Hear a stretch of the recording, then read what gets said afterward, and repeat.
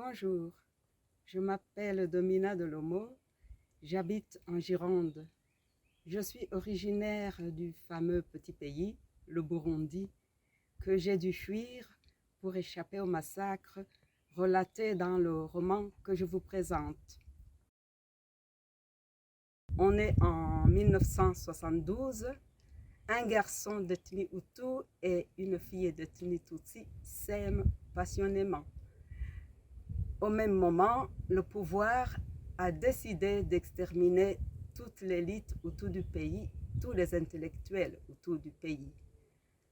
En 1988, Keza Arlette apprend que le père de famille qu'elle croyait être son papa n'est pas son papa, et sa mère, avant sa mort, lui donne un indice pour retrouver son père, son vrai père biologique.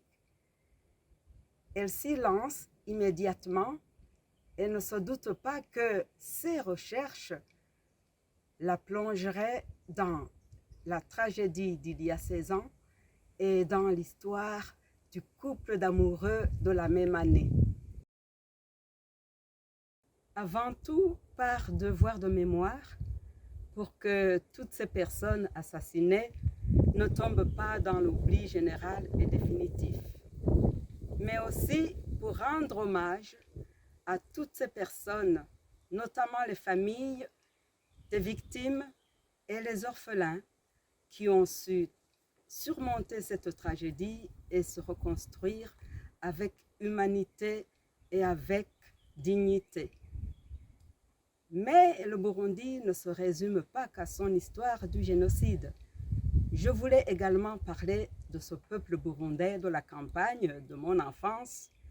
C'est un peuple attachant, un peuple qui vit, un peuple qui vibre et qui fait vibrer celui qui veut bien s'en approcher. Ah oui, oui, des projets.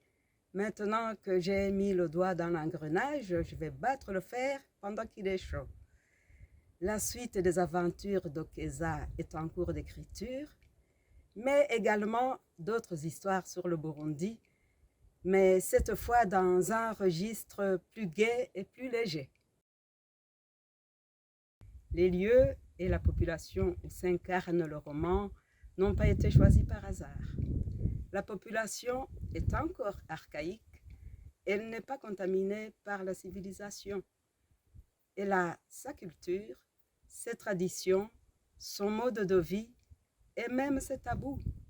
C'est pour cela que c'est une sorte de rendez-vous en terre inconnue auquel est convié le lecteur.